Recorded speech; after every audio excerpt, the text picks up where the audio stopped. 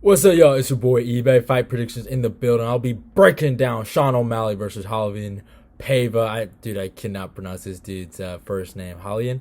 Is it Raulian? Paiva. Really dope fight in the bantamweight division. I'm pretty sure. I don't know why Tapology got Sean O'Malley ranked number 13 in the world when we all know the man's unranked. So, but but yeah, I mean, I look at the rankings. I think have they updated them? I heard that Paiva got kicked out of the bantamweight rankings, so we'll see what's going on there. But oh snap, yeah, they did. They did take him out. He was currently, or not currently. He was number. What's the word? What's they thinking of? I completely lost my train. Oh, he's number 15 originally, and now I guess he's number 16. I don't know what's going on, but he was in the rankings after beating Kyler Phillips. I don't know why they took him out, but yeah, I guess Jose Aldo jumping up a few spots kind of pushed him down, or I don't know. I do not know, but hey, it is what it is. But in terms of the stats, Sean O'Malley comes with a record 14-1. Is fighting out of Arizona, age 27, height of 5'11", really, so somewhat of a tall dude, and a reach of 72. Paiva 21-3, so he does have a few more fights than Sean. Is fighting out of I think Sacramento. That's where Alpha Male's at, and age 26, so he's a younger guy, height of 5'8", and reach 69.5. So Sean does have I guess a 2.5-inch reach advantage. Not too crazy, but I mean he is the slicker striker and he is the longer fighter. But in terms of the story of this matchup, I mean it's not much of a storyline. This is just a rising contender in Sean O'Malley that's just trying to move up the ladder, and they're just putting certain tests, right? Because they gave him a big test in Chito Vera, and he just did not succeed in that one. So they reset now that they gave him Thomas Almeida. He was supposed to fight Louis Smolka, and now they gave him Paiva, who is in the rankings, he is a legitimate opponent. And I think it's insane that a lot of people think this guy's a bum, man. I talked to a few of my homies and that actually know a little bit about MMA. Well, not a lot, but I wouldn't call them casuals. They were calling Paiva like, oh, they're giving him another bum, right? And I'm like, bro, that's nuts. Moutinho is a can, and that was you can't really defend that. You know what I'm saying? Like, there was no reason for that.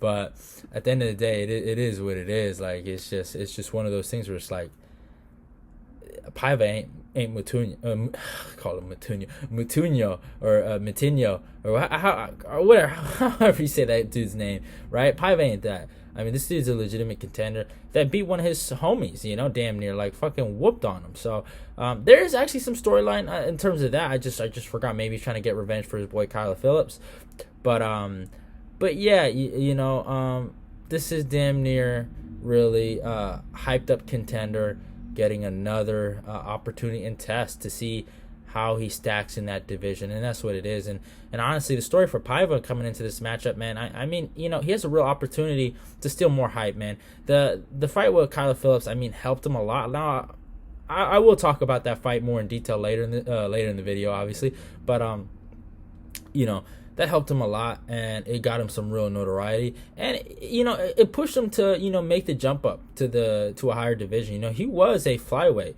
at one point, so I mean, you could have said he was weight bullying, but when I saw him next to Kyler Phillips, he did not look that small, man. He looked right there with him, and I was just shocked how Kyler performed that day. But it is what it is. We'll talk more about that.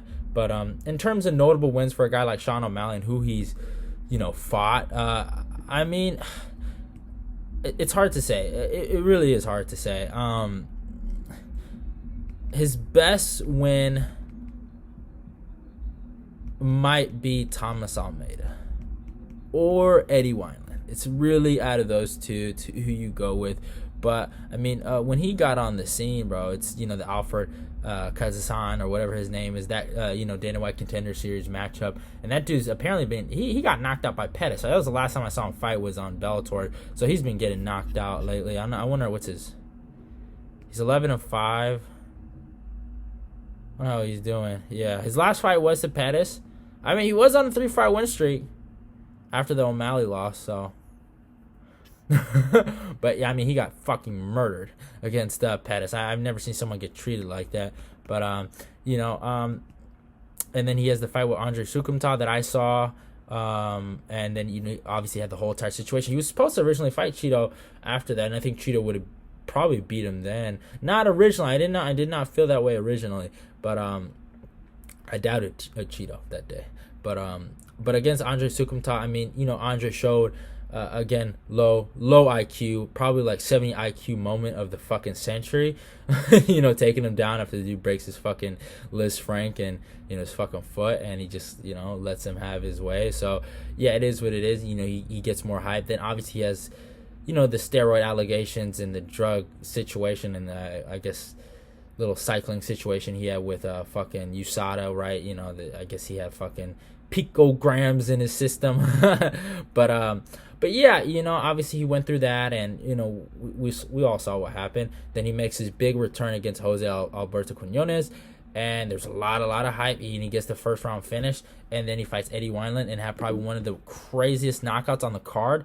Him and Cody Garbrandt were basically competing for knockout of the night, and obviously Cody got it because Cody's better, but I mean, it was crazy. He got him a lot of hype, and he got the Marlon Vera fight. And I mean, Cheeto did his thing and taught him a valuable lesson about respect. And I mean, I know a lot of people say it was a fucking fluke, and you can live and die by that. But Cheeto is a slow starter. He is a slow starter. I'm not, and don't get it twisted. I don't hate Cheeto, but me and Cheeto, I feel some type of way about homie. I ain't like how he flipped off my boy Frankie, and then he knocked him out, and then embarrassed him on the internet with that fucking picture that I despise. And I'll report that shit if I see it again. Hey, I don't like that shit y'all doing with my boy. But with Vera, I mean,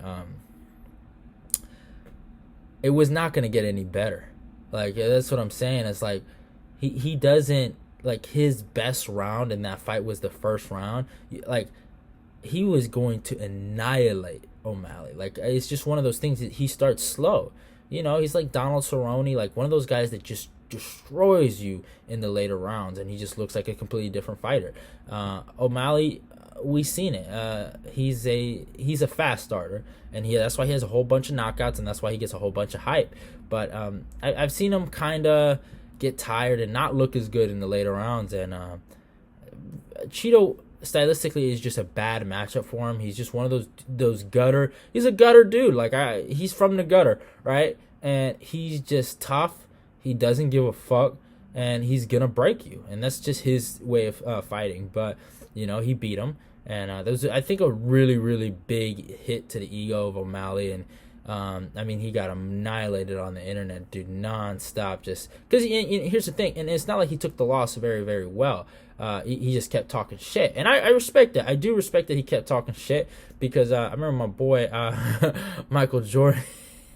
He said, I forgot, it was on an interview or something. I don't know why I'm bringing him up, but he said those who talk shit after a loss, they got my respect, because it's very easy to be quiet after a loss, and if you're still talking after getting smoked up, so you get some respect. So I respect the fact that he kept talking shit, right? He didn't go out like no hoe, right, and say I'm sorry, but you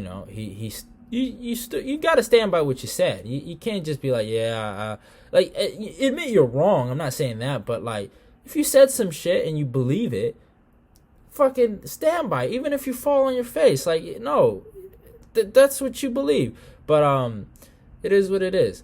And then he fights Thomas Almeida. I mean, this Almeida fight, it was a better fight for him stylistically, but it was also a good matchup for him, and I respected the matchup. I was like, okay, I'm okay with this. And what he did to Almeida in here, I mean, I give him a lot of credit. This was a really classic performance by him. And he looked amazing in there and just fucking annihilated him and hurt Almeida so fucking bad. I felt so bad for Almeida, bro. He got destroyed, and then he ended up getting cut after that. And then he fights Chris Moutinho in the most disgraceful thing I've ever seen. He was supposed to fight Lil Smoker, which was going to be just seeing how Lil Smoker got treated in his last fight. I am so happy that, because it might have gave him a lot of hype. I'm just happy that fight never happened. and Sean would have done bad things to that man. And I'm just being honest. But I guess sorry for the interruption. You already know this MacBook be tripping. But like I was saying, he fought Chris Moutinho, and this is where I saw some of the holes in O'Malley's game, and I saw what I needed to see. You know, he fought a legitimate punching bag, and that punching bag gave him problems. The way Moutinho was going forward, he didn't like it. Obviously, it's very, very hard to be on your bicycle like that, you know, to use that kind of footwork, you know, to change angles. You look at boxers, right, when they're on their back foot and, you know, fighting as the, you know, the matador basically, right? It's hard. It's not easy. But, I mean, he didn't look good at it, though. Like, it looked like he likes to, you know, set his foot and really throw those hard shots. It doesn't look like he can pepper somebody for a 15-minute classic. It looks like he wants to knock dudes out. And it just looked like he was getting tired and he was getting gassed out because he couldn't knock out Moutinho. And Moutinho landed good shots, man. He landed really, really good shots. But he got it done, and, you know, Herb Dean stopped it. So that's on Herb, but it is what it is. But if we look at a guy like Paiva, I mean, Paiva, he's a credentialed dude at flyweight. He was a legit ranked dude at flyweight, and previously was ranked at bantamweight. He has some losses, but like to Kaikara France, I mean, it was a split decision. It was a very, very close fight, and it wasn't France's hometown, like, well, not hometown, but in his country. So, you know, what can you expect? You know, he beat the Alan Nascimento kid that gave what's his name to Garen Blekov big problems. That, like, he gave him a really run for his money. And, you know, he beat Mark De La Rosa, knocked him out. Mark De La Rosa is not really that good at all, but I mean, he knocked him out. Like, he treated him how he was. He went to a decision with Zagla Zumagulov, but Zumagulov, man, he's really, really tough. I know he got finished by Kate, but like, that dude's a tough dude, and he always gives people problems. And I mean, Paiva isn't a finisher. You know, he's just a tough dude. And then he did what he did against Kyler Phillips, and I mean, he put on a show. Honestly, like when I was watching the fight, I mean, he was tough. I mean, one of the first things, he took it on short notice too. One of the things that stood out to me is he just couldn't talk for a second. I'm sorry. It was his toughness. You know, he was going forward. He did not care. He took a lot of shots, but he kept his hands up. And here's the thing. He you know, it took him a while to figure out Phillips. And when he figured him out and he knew, okay, this guy can't do this forever, he started taking him down. He started, you know, winning those grappling situations. And that's what I think. This is the next test. Let's see what Sean O'Malley can do with a legit grappler. This dude loves talking about his grappling, right? And I think Paiva can really challenge him in those areas like he did Kyler Phillips. And, you know, he took Phillips down. He was able to, you know, do his things in those scrambles and really put him in deep waters. And he was tired himself, but the dude's dog tough. He's a dog, and he would not give up, and he knew what it meant to win that fight. And I thought he won the first two rounds. The first round, is it a 10-8? I understand that point. I think, you know, he almost died. But, you know, when I first watched it originally live, I thought it was way worse, right? But I watched it again, and it didn't look as bad. So I could understand why they didn't necessarily give it, because he only had one real knockdown.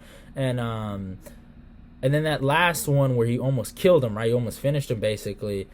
You know, I don't know how you score that. Did you score the knockdown? I don't know. But he was dead. Don't get it twisted. He was dead. But it looked like he shot for a takedown, you know? So maybe they didn't see it that way. But he was dead. Don't get it twisted. Like, he was almost getting, like, you know, royally finished and sent to heaven. But yeah, he weathered the storm. He stayed tough, and he kept good composure. And that's what you really need in terms of fighting Sean O'Malley. He has experience. He's seen a lot of fighters, and he's seen what Sean can bring in there, and he's not going to be phased. I truly believe he can apply what Moutinho did, but he has a better skill set. He can take it to the ground. I think he has better boxing than Moutinho. I think he's overall a better fighter than Moutinho. So, and he's never been, has he ever been knocked out too? Like, I don't think he's ever been knocked out. Let's find out. And he's never been knocked out. So, he has been choked out before, but he's never been knocked out. He hasn't done none of that stuff. Now, here's the facts. Sean hits a lot. He hits hard. I'll give him that. And he's fast and he's long and he's a hard guy to figure out. And obviously, Kyler Phillips, even though that Paiva did beat his boy, he can learn a lot from Kyler. And Kyler will probably be a big part of his camp and helping him out. But we've seen, what Brandon Allen and sadly Phil Hawes, right? They're two teammates, right? They got figured out by the same guy in Chris Curtis, sadly. Heartbreakingly. But it doesn't necessarily mean just because your opponent fought the other guy means they have the advantage. Maybe your opponent has the advantage of beating your teammate and bringing that energy to your fight. You know what I'm saying? So really what it comes down to is, obviously Sean, he can catch him, right? And Kyler can give him some tips, and we all know what Sean can do. But really, what it comes down is what can Paiva do? And I think Paiva can hurt this dude. I think he can take him down. I think he can get him tired. And I think if he stays tough and durable in the first round, I think he beats him. And I got Paiva by decision. I don't. Obviously, the odds are pretty reasonable. But I was kind of hoping that the way people are talking about Paiva, the odds would show that. But yeah, I just honestly, when I really look at it, he looks like the more complete fighter. Sean is spectacular in one particular area, and if Paiva can shut that down with endurance and his grappling and his fight IQ and his intelligence, I think he can win this fight. I really do. I haven't pulled the trigger on picking against Sean, I think, ever on my channel, and I think I'm gonna pull it right now. I really do think Paiva has the skill set to get it done, and I'm going with Paiva by decision. Hope you guys enjoyed the video. Paiva by decision. I know how crazy it sounds. Like, oh my God, eBay's going against Sean O'Malley. I was gonna go against him if he fought Frankie, but thank God he never fought Frankie. But fuck, he would have beat Frankie would have beat him. Man, fuck that. I don't care what none of you punk ass niggas say. But yeah, like I was saying, hope you guys enjoyed the video. It's your boy eBay out of here. Go follow me on my Twitter and my Instagram. You already know the drill. If you're new, subscribe, like, comment, share the video. Let's get this eBay Fight Prediction Nation growing. Love y'all. And goodbye. Right? But also what makes me feel better, it's like, okay, let's look at his career in 5 years. Let's look at mine. I'm going to be fucking world champ, and he's going to be a fucking journeyman. That's just what his style is. He wins some, he loses some. Mm-hmm. He's slow, but he's gritty, so he's going to be able to finish some people after they beat him up for a while. Dude, I'm like, the way his pace was, super slow like that, and I was exploding into shots. I wasn't going to get tired, and I was just going to beat his ass. I don't know if I was going to get a finish in that first round. He was tough and patient.